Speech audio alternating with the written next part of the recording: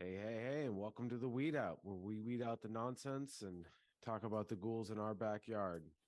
This week, Joanne and I are back, full steam ahead, and we have a close friend of ours. It's actually my family, my other half, Bridget Kearney. She's a social worker, specifically an LICSW.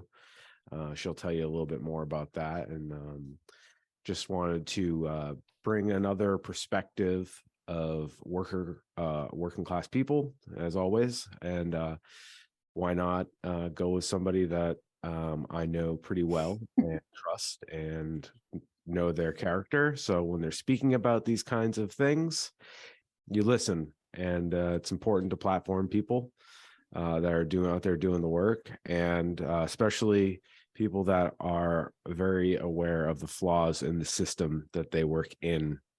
And there are parallels for me, and Bridget will probably agree with me that she's had many late conversations with me asking questions about, like, if this, it's about like cops, like if the system's bad and you're in it, like, can you be a good social worker? Can you be a good cop? And they're really complicated conversations, but they're good ones to have. And so we just want to bring in this person's voice that we can vouch for. And so Joanna, I just want to say, hey, what's up? Hey, what's up? Happy New Year, everyone. I'm so excited that Bridget can join us. If she doesn't know it already, I think she's just a superstar of a person.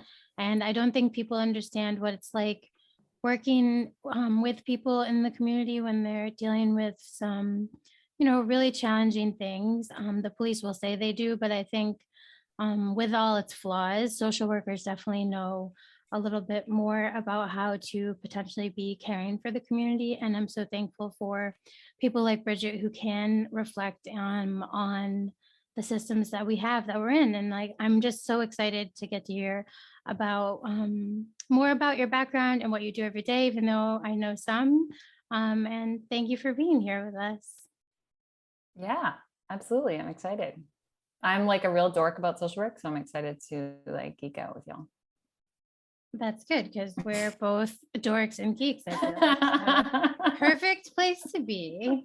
Well, so Bridget, we'll just dive right in. I guess we introduced who you are in our lives, and that you're an independent licensed social worker. And if I didn't get that right, please correct me. But I guess if you want to talk about your how you would introduce yourself and your role, and you can go into that as much as you feel comfortable.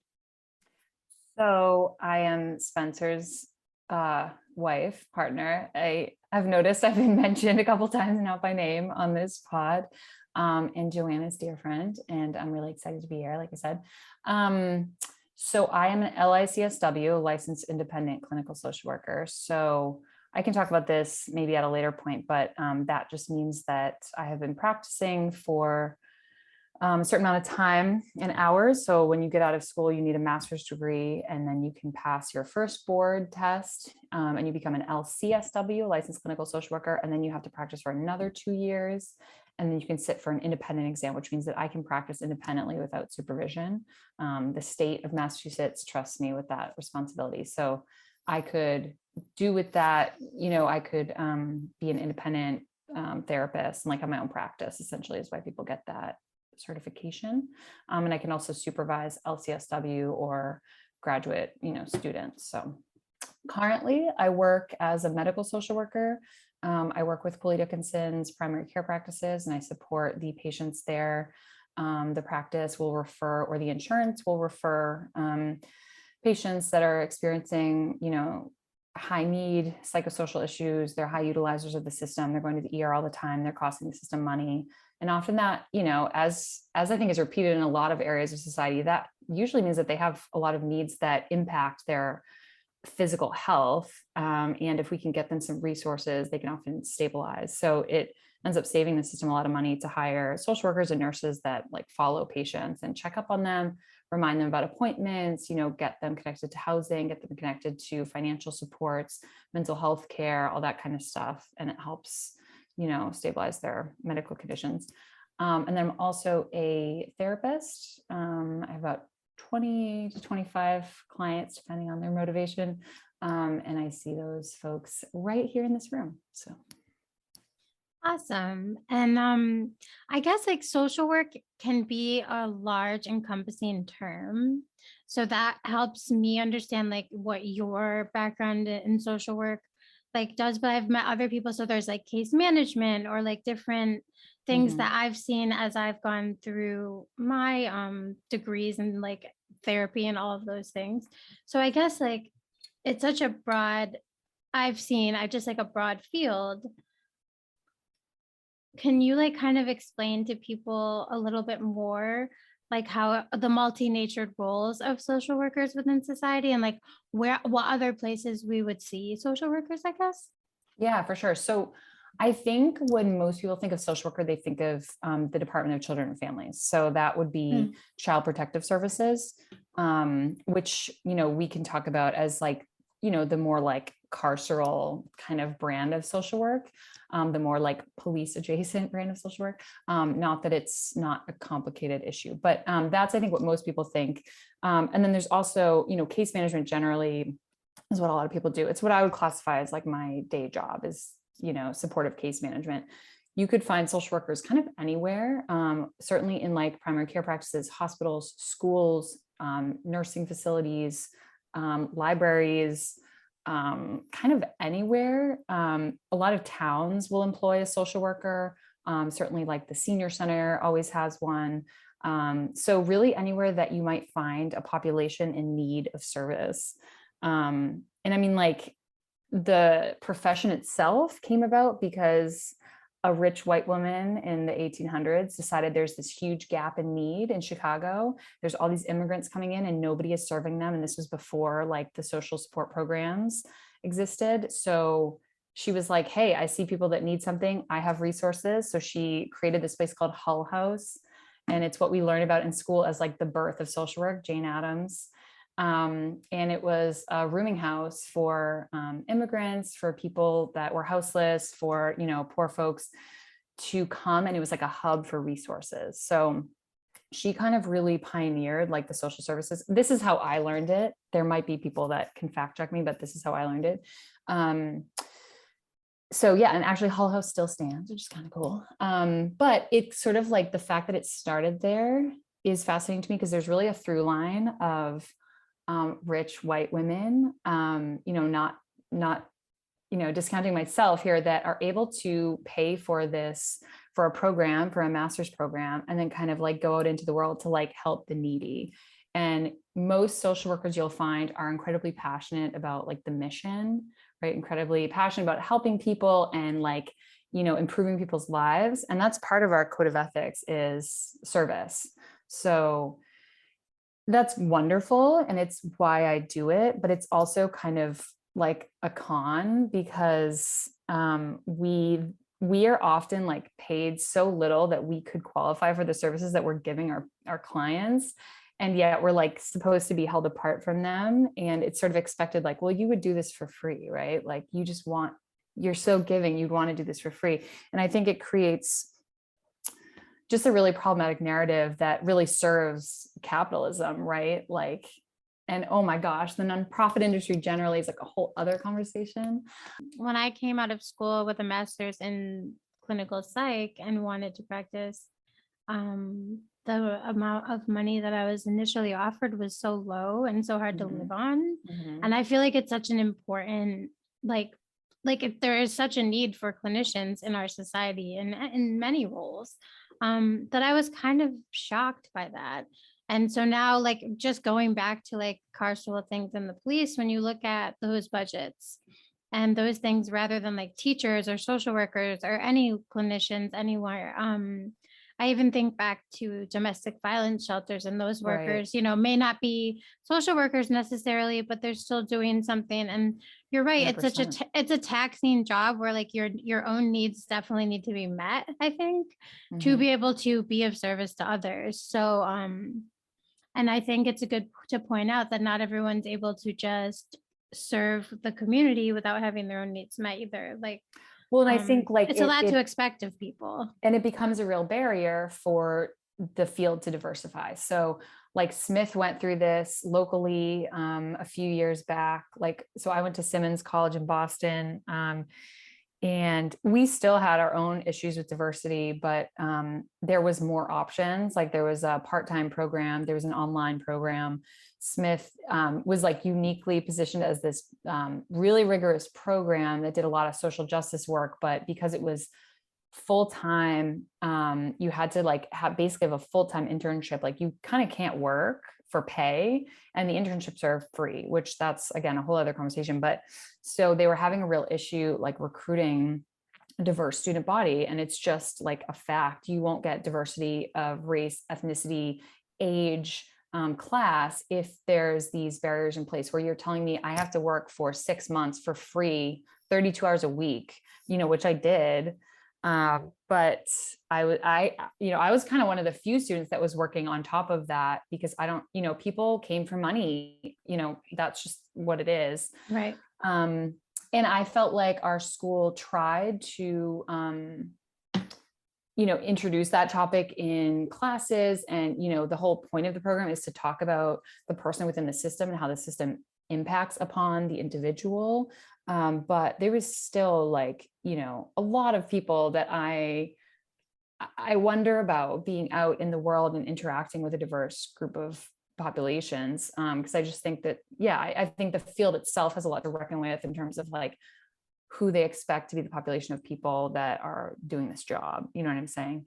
And making sure it's equitable and making sure it's accessible, to the communities that they're serving, right? Because like, why shouldn't people from the communities be able to do this work? Like there's a lot of gatekeeping, I think. And just, I'm the grunt in the room. So just want to make sure the other grunts who are listening to this show picking up on this stuff as somebody that's never worked in that kind of system. I've only worked for pure capitalists. So it's a little more straightforward. But I guess what I'm hearing is the diversity issue is even if you check off certain boxes, skin color, whatever, class is an issue. And then how can people from a different experience truly be able to help somebody that they've never experienced? And it's not to say that everybody's experience has to be like perfectly aligned, but if there's no avenue for passionate young people, or people, age doesn't matter, especially in social work, right? I mean, I feel like there's people jumping in and out of that industry. Anyways, what I'm hearing is it's kind of like when I was in New York City, Bridget was there for this. I was trying to be a musician and not saying I was a good one and I deserved anything, but like you can't hack that shit while you're working a kitchen job and paying for your shitty apartment, right? Not putting any equity in. And right. Neither Bridget and I grew up poor. And seeing people that are living in a loft in Williamsburg in a brand new condo, and their parents are paying for that shit, and they live in Long Island or whatever. And it's like, I don't want to begrudge that, because like, cool, but like, of course no wonder Taylor Swift is famous. Like, totally. Like, and then don't forget all the connections. So what I'm hearing is like the inverse of that is like the social worker. It's like, you're only going to get these people that, unfortunately, some people are going to have ego. They might put ego into it, and they may have good intentions, but tons of good intentions. That's how we have the carceral system, because there was a good intention. Like, well, we got rid of slavery. I think there's a couple of good points in what you said. There is like the class issue has been there since the beginning. And like I mentioned Jada Ems, because I think she was an incredible person, and really meant well and really loved the community she was serving. But there is a problem when you stand apart from that community, and social work has constantly striven to set themselves apart from the communities that they serve. And there's a whole issue with like unions too, where DCF, God bless them, are the only ones that are unionized. Social work has made it their kind of mission to alienate like unions and do some union busting, frankly, because we are supposed to be a professional class of people. So if we're serving people that are blue collar, we can't also be unionized and sort of in the same class as them. We need to sort of be a cut above. And they've constantly been trying to seek validation from like the corporations from whom they are getting funding, right? And I think it's also how they try to attract, professionals. And it's just like this whole kind of like we had like a whiff of unionization at Cooley and they really freaked out. Like it's definitely a huge issue. And I think you're right that like, how can you truly understand what it is that, people need if you really have never had that experience? And it's not to say you shouldn't be in the work, but it's to say that you have a lot of extra steps in order to really learn what privilege you are bringing to the table and like recognize that. And that's where I think there's a lot of work to be done. So. And all that's okay. It's good that we're having the conversation. So yeah, it's not to discount like people's intentions or anything like that, but it's, it's the classic like intent versus impact. Like I think there's a lot of harmful impact that happens within social work, right? Like I'm helping people get these like crumbs that are, a mishmash of funding because according to me, in my humble opinion, they are not receiving the services that they should be receiving from the government, from the federal government or the state government. And so we are like patching together this network of services from like well-meaning 503Bs or whatever the hell, so like it's problematic. Yeah. And it's really tough because that's sad I feel like you said, again, that's a taxing mental thing for the people doing it because you eventually run out of options if it's crumbs. Yeah. You know what I mean? Yeah. And that's really difficult. A lot of what we're saying though, kind of brings me to the question about how you can think about abolition and social workers' roles if social work were to reflect on like abolition and be a part of it, what that could look like. So initially, like, in 2020, when there was a lot of conversation after George Floyd about, either adding social workers to police forces or replacing police that were responding to situations with social workers, I was really excited. I thought that was an opportunity. I was too, Bridget. I was like, okay, no gun at least. Good. Yay. Right. And I have worked in inpatient psychiatric units before. I came into this with, honestly, it's almost embarrassing to say, a ton of compassion for patrol officers because so for example, on a psychiatric unit, and I was dealing with teenagers, not even adults. It's kind of a different thing with adults, but there were some big kids and you do have to think about control.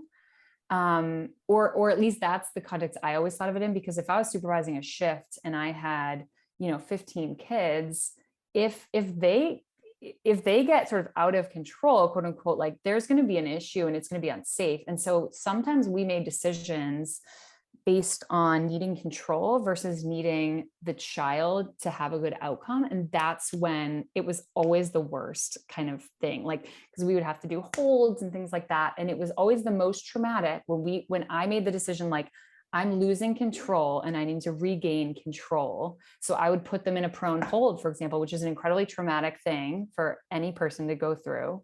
And so I would always think about that when I watch a stop, like you watch the body cam video or whatever, I would think this individual thinks that they are losing control of this interaction and they think that they need control of it, or else it will undermine them. It'll undermine safety. And so they're doing whatever they can to regain control, and that becomes unsafe just inherently.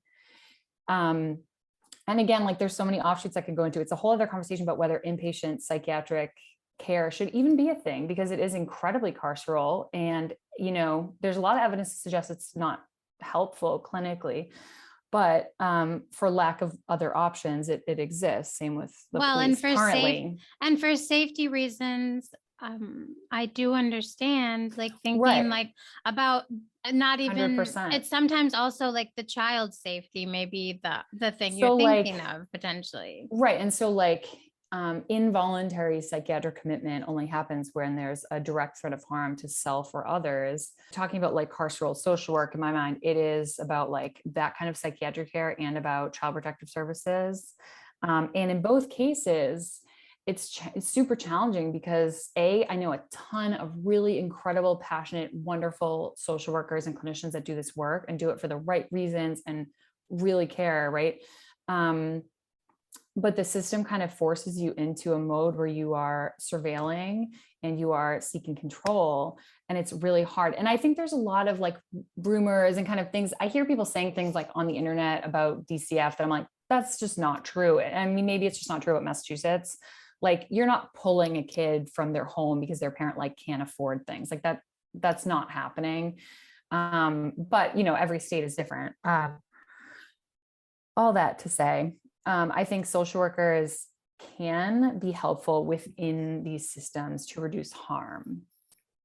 And we have to reimagine these systems in order to eliminate the harm. You know? Yeah, totally. I even think like the language, like you're saying, I hadn't thought of the control thing. Because you like need to control the scenario or the situation because for safety reasons. But I think even like, and I think of police training, I want police abolished even, but I don't think their training is probably saying to them, like the terminology, and I'm sure it's similar for social workers, how often will drive how we end up acting or feeling about the scenario, like you're saying. So I do think that it is much more attractive if we can't reach an abolition, which it's not going to happen quickly, but to have trained individuals who can de-escalate situations without using a gun, because I do feel after the summer of 2020 that, and I'm sure you may agree, that it was just so much more apparent once you started really looking at police departments across the United States, how often to gain the control, they were using their firearm, not a hold even potentially. Yeah, and that part's really upsetting and shocking. Right. I mean, to get back to your original question, which I like straight away from, I think I was really hopeful for the possibility of social workers within a police force to either respond with the officer and help to de-escalate or just like generally reduce harm. But I think what we see is, and like the code of ethics in social work is about dignity of the person, it's about service, it's about the person within the environment. So like, how do they fit in? I already kind of mentioned this. How do they fit into the system that they're working within? But like dignity of the person is like one of these like tenets that you are working for. So you're always trying to uphold that. And it's like, what is this person's goal and how can I help them achieve that? So like you said, there's a completely different like language around it. The police officer probably is thinking, how do I maintain control so that I can keep like these other people in this town safe, right? If we're giving them the total benefit of the doubt, it's like, right. How can I just manage this situation as quickly as possible? And, you know, if you've ever been in the company of someone who's experiencing a psychiatric crisis, like it is not a quick situation and it requires a ton of patience. It requires a ton of like sitting with the person, being with them. So like what we've seen is that social workers responding with police really aren't impacting anything, you know, in a positive or negative way, like by any real measure. Like it's kind of neutral in my mind, because ultimately the officer has the final say about what's going to happen. And, you know, you watch this all over the internet, like they completely mock and undermine the social worker. Like it's kind of outrageous, but I do know some social workers that work in Boston, and they've like completely bought in. Like they really feel like they are, you know, impacting the community, and they sort of, these are their colleagues now. So they of course like and trust their work colleagues, and I think kind of lose sight of the harm that's done. And these are also of course progressive communities that are going to hire social workers to go out. But just to like round that out, I think where we've seen social work response teams or clinical response teams that don't involve an armed officer, that's where we see a positive impact, because they actually will take the time, just like a mobile crisis team, to de-escalate the person properly, to offer them that dignity of space, and then to know what's available. Like, okay, what's our next step here to help you get the support you need? But there's always the risk, like you guys interviewed person from Pittsfield, you know, that individual, Miguel, had a social work response team, and then a couple hours later the armed officers responded, and it's devastating what happened. So we're still really not there yet by a long shot. you know? And again, like you guys, I think have said this quite often. We don't know what the answer is, like, you know, but we have to have some creativity here. Like the current system is incredibly, incredibly harmful. So No, totally. And I do have hope for the response teams and systems where we see, even locally, like Amherst and Northampton, that have departments where it will be trained individuals, social workers, clinicians, whoever that are not the police, that are not armed, so that it isn't the police that are kind of with you making events, being the ones that can call the shots. mhm. I mean, there are so many psychological studies that show too, like it would make sense that people you mentioned would end up becoming a part of the workforce with the police, because I mean, there are so many studies that just show like you kind of do fall into that role when you think you have power and authority over others. It can be hard to kind of treat people with the full dignity they need. And I don't think the social workers in that case actually can really do anything, because if I were out with the cop and they had the gun, I would just listen eventually to what they said And too. like So when that's I the worked thing. on the psychiatric unit, like there were times when we would take the kids out into the community for like a little like activity, and one of them would, you know, have a hard time. And there was a couple times where we like our protocol was to call the local PD if we kind of lost control of the situation. And these were children. And I have this traumatizing memory for me of this 8-year-old who they basically just sat on top of in the ambulance. And it was all about like, okay, the social workers failed. Like we're coming in. They were really like, yeah, we got this, like really blasé, and we're so awful. They were, I mean, and this was Brookline, Massachusetts, which is a very rich, very progressive city. You know, basically right outside Boston, part of Boston. And it was horrific. And of course, this was a Black child. I went with her to the ER, sat with, like, it was just, you know, I rode in the ambulance and they were just being awful. And she was a child. She couldn't have weighed more than 60 pounds soaking wet. And the amount of force that they used, it was like, it really was illuminating, honestly. Like, but again, like if I'm going to extend every possible benefit of the doubt, their training, like, you know, often they are trained in de-escalation, but ultimately their goal is different. Their goal is control. Their goal is submission. And they figure you're calling us in because you can't handle this.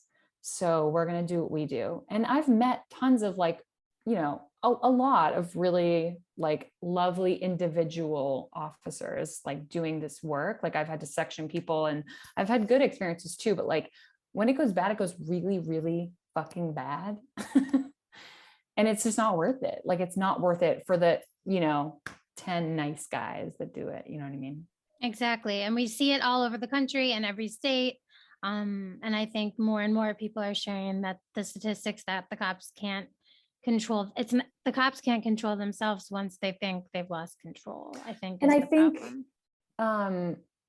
I started to say this like when there was this one instance with this one teenager who was like twice my size, and I was supervising the shift and I felt responsible to keep my coworkers safe and to keep the other children safe. And this child was really physically out of control, had like really lost control of their body. And this is where I kind of chuckle when like cops always want to joke like, oh yeah, if they like pull in, you know, if they like Right. assault you, yeah, I've gotten punched in the face, I've gotten Right. urinated on, like, you know, this kiddo punched me in the face, and like we just were like, we got to put her down. Like we put her into a hold right away. And it's like I think about it all the time because she was like in such crisis, and I just sort of like dissociated and was like, we gotta do something. And so we really like went, I think kind of, I don't know, I think too hard. I think about it a lot. And I wonder, like, they feel threatened. Like I know that feeling of being like, I'm physically threatened and I'm scared and I need to do something. And so I feel like what would happen if I had a weapon? Like I kind of have some semblance of understanding of that feeling. And you feel like this person actually wants to do me harm and they're not in their right mind or whatever. You know what I mean? Right. Yeah, no. And I also understand wanting to remain safe and keep them safe, and that their options are limited within the systems that we have. But you're right. I'm thankful that like we are not armed and clinicians are not like, like Right. I'm very thankful Because that like that's, we're humans at the end of the day. And so like, this is why like you kind of can't be an ethical cop because you're operating in a system that's seeking control. And I think there's an argument to be made that you can't be an ethical social worker in a way because you're operating within a system that is propping up this like capitalist nightmare, right? Like we're plugging in the holes in the ship, you know, to make it seem somewhat functional. So to like kind of tie this all together with like being also part of the working class, where I feel like because you have a master's degree, you kind of get slotted into the quote unquote professional, and that's done on purpose. It's like a front of house, back of house, Right. class warfare bullshit. Right. And they go after a specific personality type with a specific backgrounds. We talked about all that. And literally we talk about the outcomes with people that don't have weapons or have the main tenets of their goal are literally different. Cops want to control. We've had so many people say it in so many different ways on this podcast alone. Everybody has their own way of saying it, but they want to get from point A to point B. They want to solve this problem in the most Tim the Tool Man fucking and that's me being funny and like humanizing them, and like they're just not meant for this fucking job. These personality types, whatever. It's a nepotism filled thing. They're hiring the same fucking personality type. I've been in kitchens. You get fucking typecast. It happens. I'm trying to say, let's get away from that shit. It's toxic. It's bad for everybody. So, well, I think Bridget pointed out a good point, and I've seen some research at in my own work where their community members are now like, so like clinicians, I don't know if they're social workers in this particular study that I've like worked on, but it's you'll go into a community that maybe needs to be served, and again, you're maybe not part of that community, but you pair up with leaders and people who are, you know, like people that you would look up to in that community, people who are part of that community, and you train those people how to ask the community members what they need and almost be like an intermediary between like the researchers who are hoping to see what's going on and train. So sometimes it will be like diabetes care in certain communities in Springfield or Holyoke, or it will just be how to get resources like you're talking about, because sometimes it's really hard to advocate for yourself and know what you need if you're not part of a community like all of us. So I think, I don't know if you have anything to say about that type of work that I've seen, but I found it to be so interesting. And I felt like it was probably more meaningful in some ways for community members to feel safe, because sometimes it's like their pastor or a mutual aid group that they'll start working with.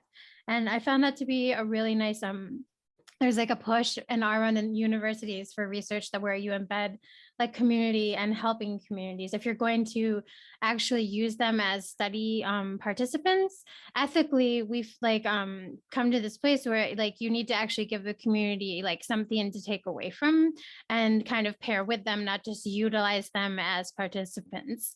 So I think that, I hope that, so I really, it could be the School of Social Work. So that's on me because it was a while ago that I read this study, but it definitely is like clinical work. And I wonder if that makes you feel hopeful, Bridget, because for me, I was like, okay, this is really cool.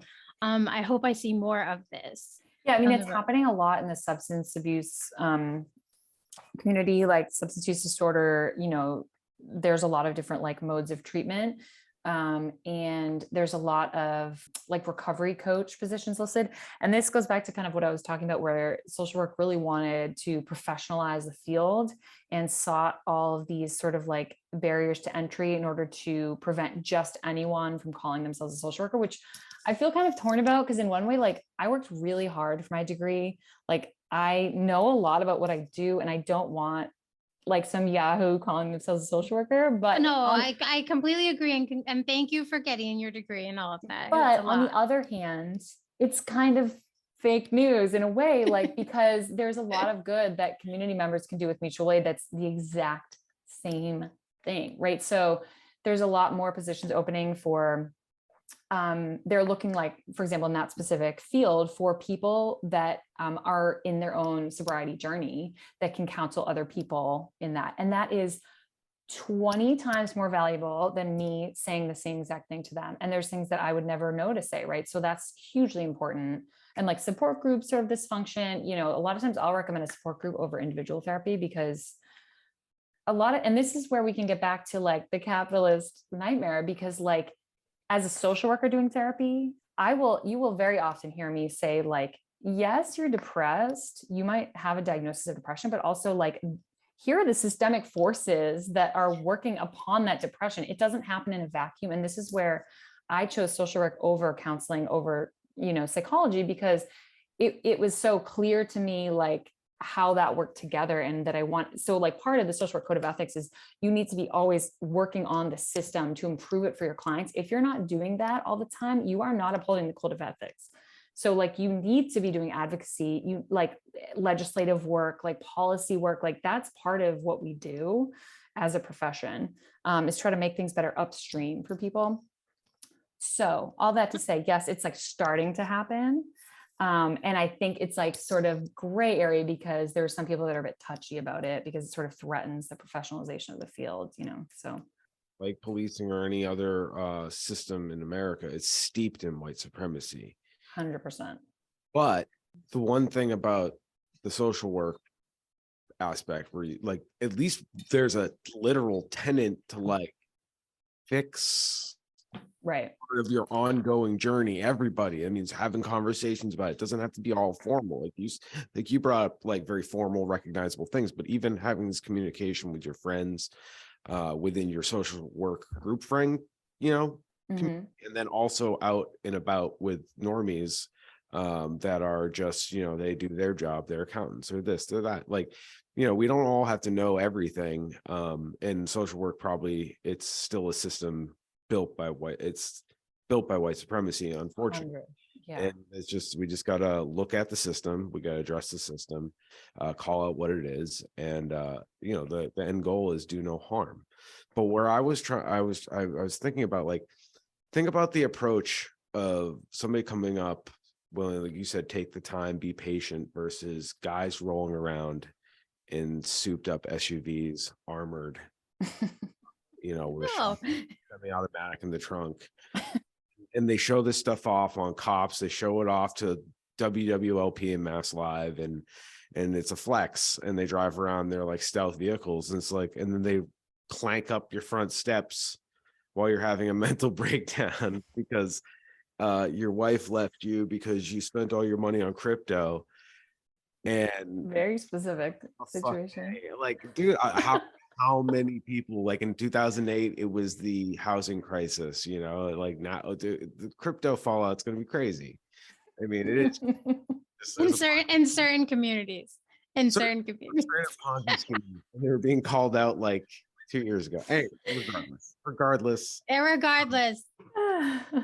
is it supposed to go down if they're rolling up like soldiers? It's about approach, and like their approach is clearly control. And I question anybody's code of ethics, personal code of ethics, if I challenge you and you're willing to listen to somebody like me, not me personally. I'm not the only person with these ideas or their own ideas. Challenge and like, are you sure this is the way we should do things? Like, I mean, it's pretty fucked up that we would let people starve. And don't ever let anybody say, well, what are you doing about it? Fuck off, man. Like, I'm having this conversation with you right now. Your callous looking past it. Like, that's part of it. And there's no agreeing to disagree on human rights. And just like, also, what are we doing here? You think this is a race? Like, first man to like live longest wins? Like, weird. So it's just with the working class stuff, I just really want to hammer this home, because I feel like a lot of people have really negative interactions with social workers. Some people, or at least you don't have a cop show where it's like bum all these cool yeah, we need more propaganda. That's the answer. So it's like, you don't have propaganda, and like when you're in the propaganda, you're the bad guy. You're the fuck up. The kids getting beat. Oh, also, we are Mariah Carey wearing like an ugly suit in that movie. Do you guys remember that? No. The movie Precious. Mariah Oh, I Carey never played the saw social that. worker, and she had like a prosthetic nose, and like it was great. And they were like, "This is what social workers look like." And she was like wearing this like beat up sweater. I was like, it's not completely wrong. Well, But no, like that's the image, is like we are No, yeah. policing communities. We get more heat than how is this possible? You're unearthing this for me. it's predominantly women. Let's not forget that. Oh, Well, I mean, yeah, yes, yeah, definitely. I yes. have interacted with male social That, workers I'm though. saying that's like, oh, that's a woman's, that like back then it's like, oh, you can't. So be- it has historically been a women's you can be a social. job. Yeah. Mhm. And the Smith call Mother, it, that's, yeah. Cops don't mother. It's nurturing, or yeah, it's supposed to be. But It's so nurturing.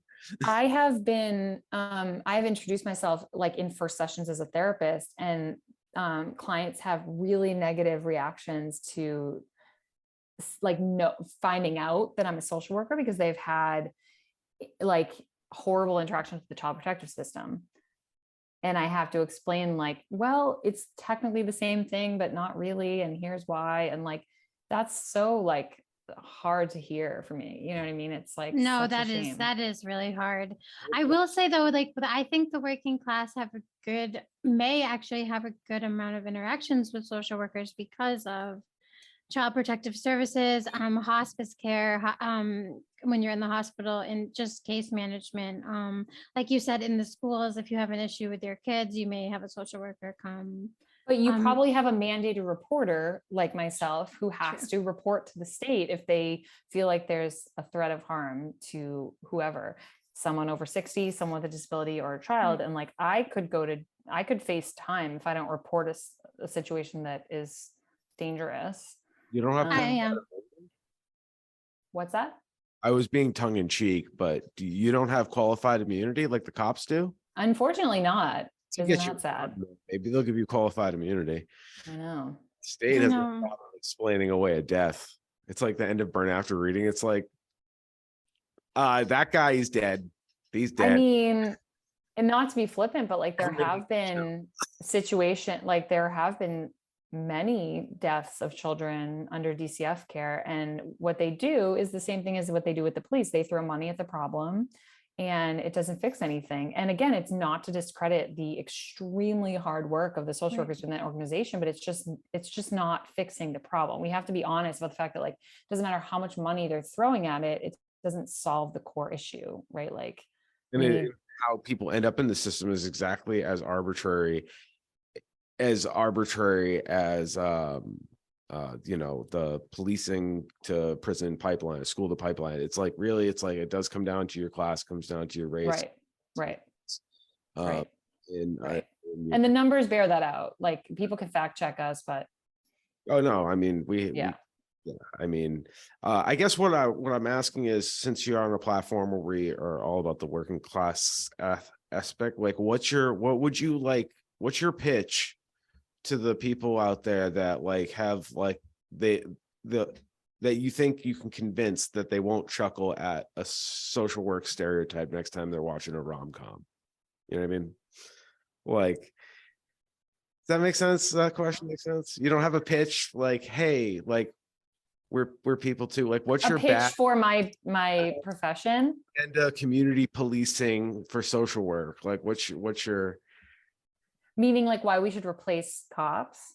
No, just like to take the name back for social workers. You know what I mean? I mean, okay, like I do talk about the negative inference on in media, you know, like the jokes, and it's like they're always kind of like wearing outdated clothes or whatever. It's like, got it. Okay, yeah. And it's like they're the HR of the government. Oh my gosh. Not there. Yes. Not there for the worker. They're there to protect the government. Yo, we are the HR. That is real. Like, how would you spin that? Like, the cops are like, no, we're your friends. We're not the principal enemy. We're the pal. Well, I do like that there is a code of ethics though, and how Bridget talks about it. So I think, Bridget, not to put words in your mouth, but I would hope all social workers. Love our Constitution. No, but I would hope all social workers reflect on the code of ethics and the way that Bridget has spoken to us, because I can just tell that you actually do care about people and are passionate about that code of ethics. And it does sound that like if people really focused on what that meant, it could enact more change, a good like stable foundation to think about things in the way that you've explained them, if that makes sense. Yeah, the profession cares about it. Like almost, I would say 50% of my LICSW exam was about ethics. And like they really hammer home like how to manage certain situations and how to do things ethically. And I used to run ethics trainings at the visiting nursing agency that I worked at, because a lot of like lay people don't quite understand like what the boundaries are and why they're important. Anyways, to Spencer's point, my pitch would be, I think there's so much good that we can do. And I think, you know, there are tons of social workers that deeply care about ethics. I'm not like unique in that way. And I think, you know, I don't know, like we're a helping profession. That's like the whole point. That's like the definition. I actually looked it up today because I was like, what is social work? It's like the OG helping profession. So, I mean, I always tell people like wherever they're at, like ask for a social work referral, make them work. I'm going to see what they're going to do. Like I tell all my friends and family, especially if you're in the hospital, ask for a social work referral, make them come through and do a consult, see what they can offer you. There might be something. And often like people just don't know to reach out because they feel embarrassed or they feel like I don't really need the help or whatever. I mean, I am an extremely passionate social worker. So like, as much as I kind of like threw shade on my profession, I think that we do a lot of good in the world too. I just think we can become more radical. So I'm going to hit you guys up with some, some content and some like accounts that people can look at if they're interested, because a lot of times it is so aligned with the status quo and like, just like maintaining, what's there, and people they're so caught up in the job that they don't think outside the box of like what's possible and like reimagine the system. And I heard almost every single professor I had said, your job is to put yourself out of business. You should put yourself out of work. That would be you being successful. So that was what Simmons was like. And I don't know about other schools, but that's what I heard over and over again. So you should be working to make yourself like, unnecessary. So yeah, there's some really rad organizations that are doing some cool work, trying to reimagine the system as a whole and kind of like break things down. So I will offer those links for sure. Yeah, and we'll share all those links for social media accounts that you follow and interact with, and other materials like books and yeah, there's a couple of books. I don't know if people would be interested, but I have some things that I can offer if people are. I mean, a lot about just like the family carceral system and kind of like the harm it does. There's a lot of documented evidence about the harm it does and how we might be able to reimagine that system. So yeah. Yeah, we like to give other people credit for their ideas too. Hell yeah. Community effort, and it's not really about giving credit, because this is it's for your fellow humans. I know some of us get a little fiery sometimes, but like if this doesn't like tweak you a little bit, like some people come out a little hot, some people get quiet, some people break things in a closet somewhere. I mean, it's okay. Deal with your shit the way you deal with it. But like, if you're not a little enraged, like I'm gonna like Bridget, you want to stick around for the final segment before we sign off? Yeah. I have a good final segment today. Oh yes. Okay. Before, but if you're not mad, you're not paying attention. You know what I mean? Yeah, and it's exactly. There's shit every day, and I like to highlight stuff on the Twitter machine while it still exists. I want to give a shout out to some other accounts. We always post. What the long story short, I'm being in a roundabout way saying we always like to share our links and where we're getting stuff from, or people that have challenged us, because it's about challenging. Bridget Bridget's here. Bridget will tell you, like, I was a nihilist, so I wasn't a fascist, but I just didn't care if fascists existed. You thought it was an inevitability, I would say. It was like, these fuckers don't go away. Right. I grew up in kind of an authoritarian household. to traumatize people. So like, but it comes out as authoritarian. It comes out as the same result in the end of the day. So I kind of was not like cynical. It's like, ugh, like shit's been fucked my whole life. So like, what does it matter? I think if I can put one last plug in for social work, because our relationship has been, I am just as pissed off, if not historically more so, about these issues, but I have like a fundamental hope for humankind, or did. But I would say you agree that I'm a glass half full, you're a glass half empty type of fellow. But we both like have the same ideals. But I think what I do every day involves watching transformative change happen in front of me. I've watched people change for the better, and it is possible. And I've watched systems change I've been a social worker since 2009. Like I've watched things progress in a positive way. So like I have complete hope that it can happen, but it takes like the people within the system working for that. So yeah. Well, we'll share all those links as we always do with every There's some quick like Instagram accounts you can follow that are so Yeah. rad, that are like doing really cool work. we like the TikToks and the Yeah. setters around here. I mean, whatever floats your boat. I mean, if there's we're not on Tumblr. I think Well, I I'm personally on Tumblr. I didn't know that was a thing until like Oh, very I much don't still know a if my thing. account still, I don't know if my account still exists actually, but I was Still a on Tumblr. thing. we're Yeah. on we're on all the hippity hoppities and the social and the except no, we're not on True Social or Gab or Telegram. We try to stay away from the Nazis, but Do the weed out readers read books? Yeah, you can suggest books, you Okay. can suggest other podcasts. Is this a literate audience? No, I'm You can kidding. suggest you can and if it's suggest not, I mean, how else you gotta if it's something you're NOP, audiobooks, whatever. I just was curious Yeah. whether that was of interest. I was being of course. flippant, I but- mean, I like reading, so that's even for me. I actually like audiobooks. Shout out. There's a way shout out to audio processing Audiobooks. disorder. to get a subscription to the Boston Public Library, and you can get free audiobooks all day. Wait, this is a hot tip for sure. We should post that on the website. We will post the link to that, so if people don't know that they can do that, and you can do it in like Springfield, Boston, and like a lot of The our big cities, yeah.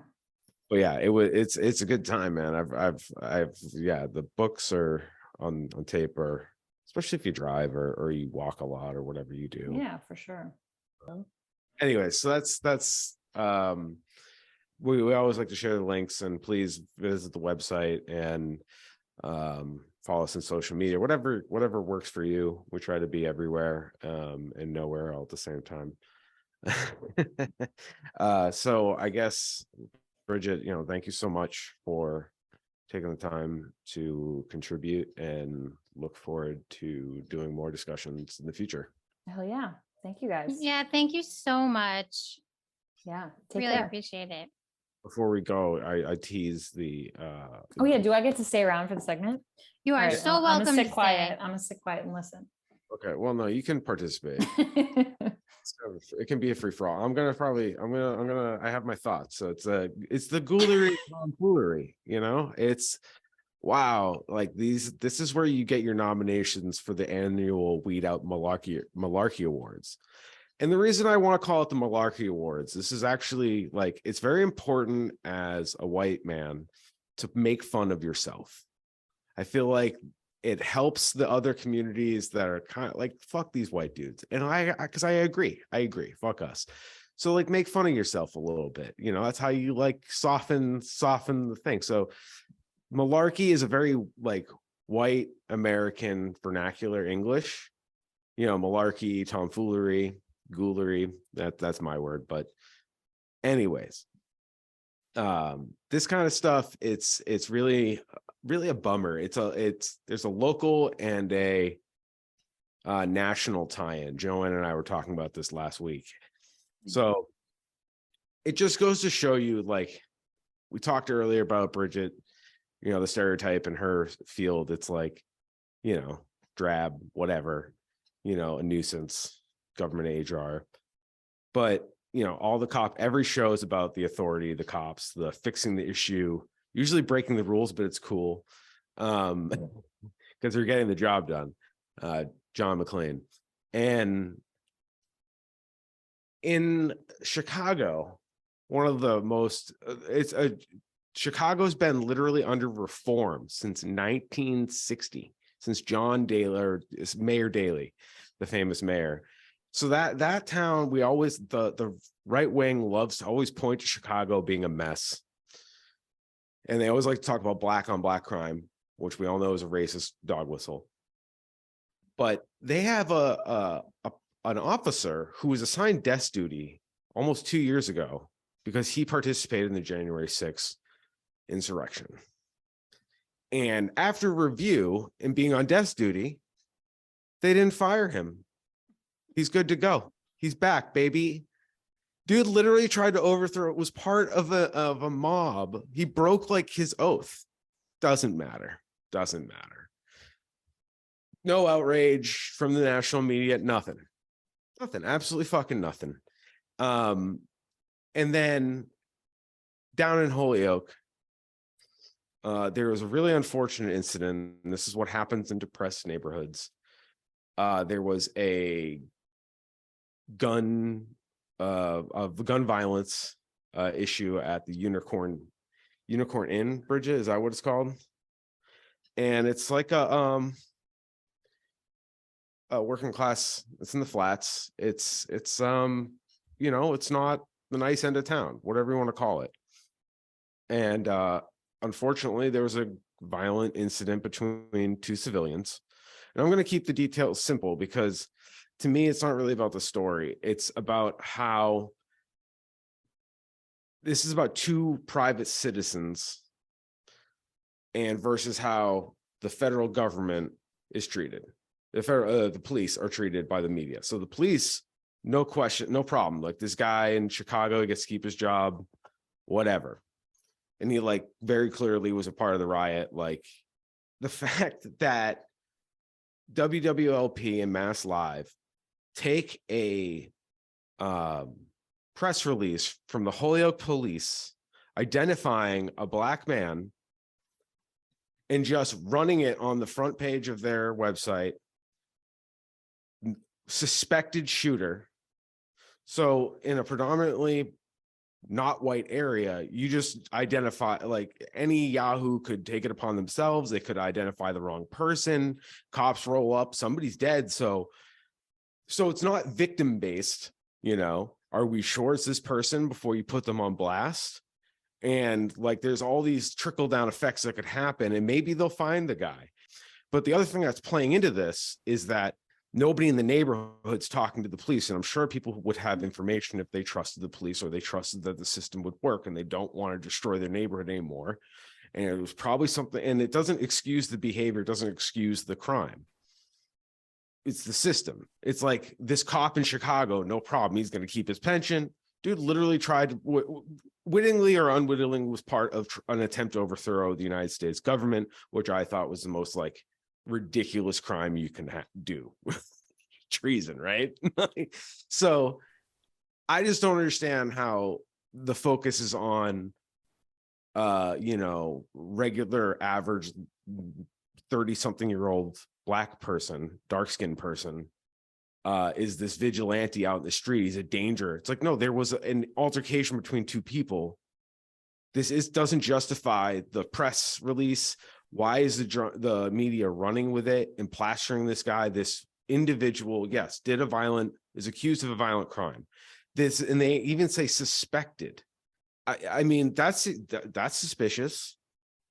It Like, goes back to like Northampton Police this is some, like, Department not like- choosing to release those bug shots and This is- other police departments just using the SPR. Yeah, and this is some pre-internet ghoulery. This is how it used to work back in like newspaper clippings. So in the community, there's twofold. You either pressure the local community to bring forward information because they're afraid that they might get caught up in obstruction of justice if they feel like somebody else knows something and the chain breaks down. So there's that issue in politic in the neighborhood. And I'm just being real with you. This is how it works. And then in the white neighborhoods up in the hills, they're all scared and it's confirmation bias. And the cops are like, we can't do anything. Guess we need more money. And rinse, repeat, rinse, repeat, rinse, repeat. And a month ago, there was a ShotSpotter, like pro ShotSpotter. We're so lucky to get ShotSpotter op-ed in the Gazette. And it was written by the ShotSpotter rep. Like, also, guess what wouldn't have caught this shot? It was not in the neighborhood they're going to put the ShotSpotter. is that true? Mm-hmm. Oh, I didn't know it was that. It was on High Street. They were going to put it in the flats. Regardless, how is this going to solve? It's like the crime. Like we want to encourage people to be living good enough lives, baseline, that they're not stressed out, sick, ill, depressed, all the things we've talked about in this episode. But at the same time, we also like baseline, wow, like that cop in Chicago amongst, how many Oath Keepers were uncovered in Massachusetts that are in law enforcement or in local government?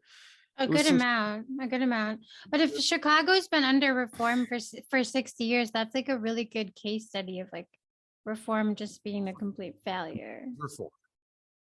How many? You could actually reform the social work industry, because at least their tenants are already pointed in the right direction.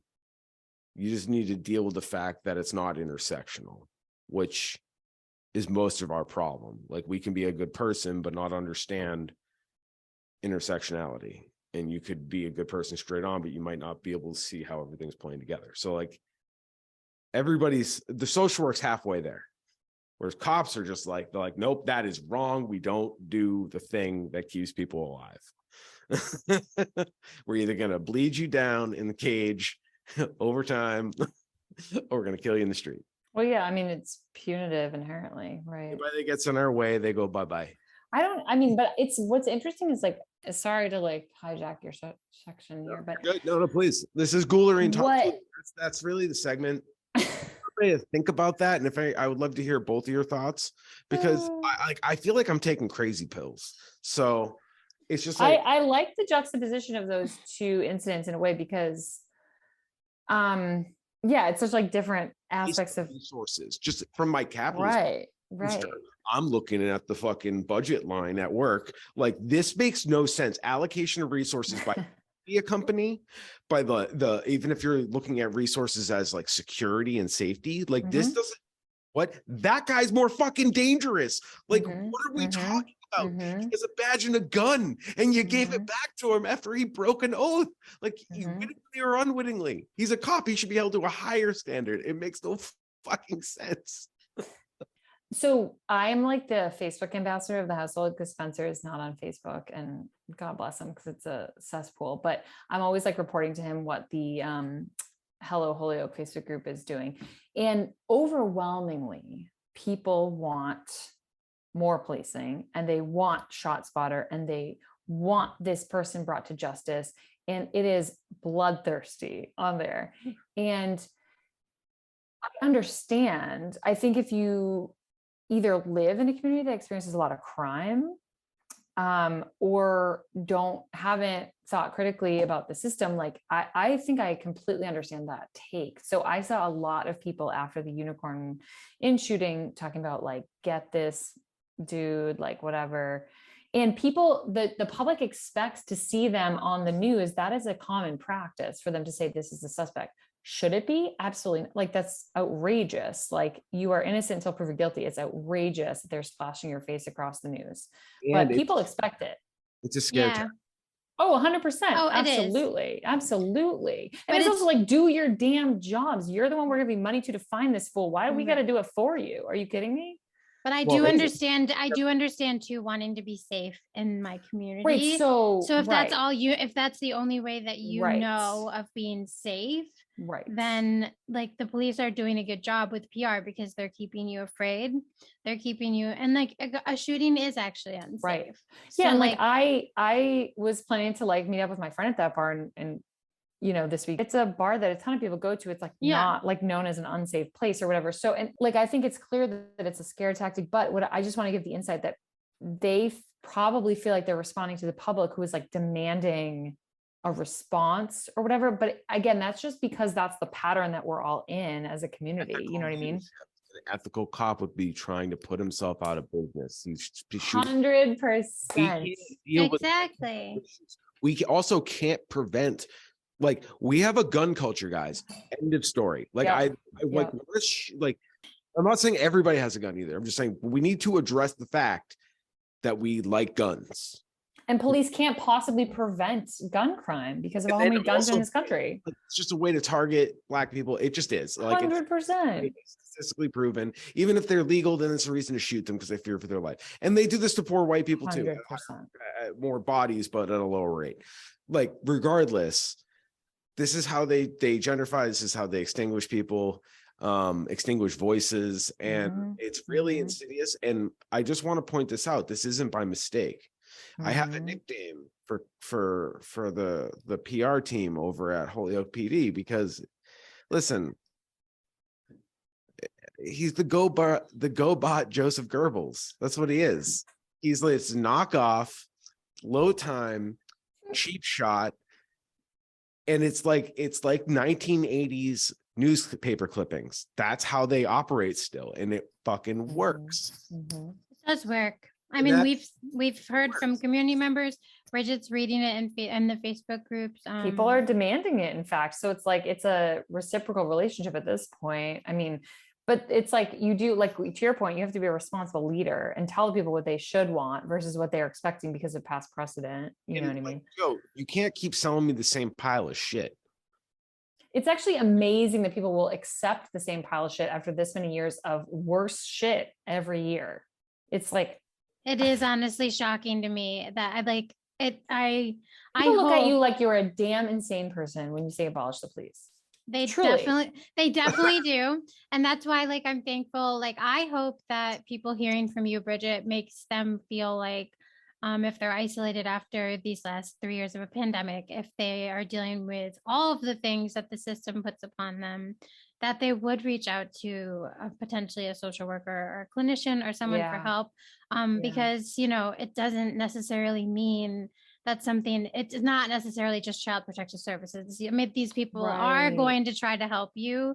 And I think resources are out there that we don't know about necessarily in a lot of communities, especially here in Western Mass. So I would love if we can include in the links, like even some resources where people, if you are struggling after all of these years where where we're just accepting more and more crap, where can we find those people that will help us and care for us rather than be left alone to like really just be out here wondering, like, what do I do? Do I keep just accepting like so much more being piled onto me? And I know there's not a lot that social workers can change about what's happening with the systems overall, but sometimes having someone even just be able to steer you in the right direction is really nice. So yeah, for sure. that's just kind of on the upswing. Please share like the tools, and it doesn't have to be, it's just, we need to also encourage people and talk about this stuff so that people have the vocabulary and the concepts to work with. Right. That's why we bring in a social worker. That's why to talk on the show. Like, you know, that's why we. Yeah. I mean, like I'll definitely link some general things. But please don't diagnose yourself on TikTok and decide you have all sorts of things and then not seek professional assistance. If you're feeling depressed or suicidal or any of those things, please reach out. I mean, yeah, I'll link some options to search for clinicians in Psychology Today is a great resource. So I'll put that. Awesome. We can link for sure. And thank you for saying the thing about not diagnosing. I actually almost started laughing because I almost texted you a self-diagnosis earlier and I was like, stop reading this. No. Well, it's hard because it's like in a sense, like a wonderful democratization of information, but there's a lot. And this is where like, I want some gatekeeping a little bit because there's people that don't know what they're talking about, telling you things as though they're fact. And that's the internet. That's Al Gore's internet, but you know, you got to use some discernment. In a non-hierarchical system, you still need people that are like, not everybody's gonna be a butcher. Information keepers, absolutely. Absolutely. We don't need that. Yeah. We work as a team.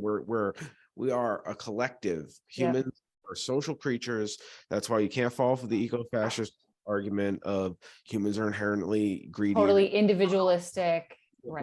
we got this big and tall literally because we work together. Yes, preach. Yes, we had to exploit and subjugate people, and that's a habit we still need to fucking break. Right. We're doing it in Egypt time for all you Bible thumpers and your friends. I'm trying to give everybody ammo to deal with their crazy fucking Uncle Fred. Oh yeah, right? there's a lot of Bible thumpers here. We're not listening, but Listening to we us know these people. specifically. It's like, listen, slavery existed in Egypt time, and we still got it in third world countries and here in the prison system. And the Yep. slave wage, the slave labor, the wage slave labor, and the leech off the government by like Walmart, Target, and how all their workers are subsidized by welfare programs and they're stuck in a loop. These systems all play together. Social work has a role, but at least we have good pillars in social work. So thank you so much for sharing that stuff. And we're going to share all these links on the weedout.com. Again, thanks for everybody taking their time. Bridget, thank you. We appreciate you and love Thank you. you guys. And everybody, that's it for me. I'll let Joanna sign off, but have a great week. And thanks for listening to the Weed Out.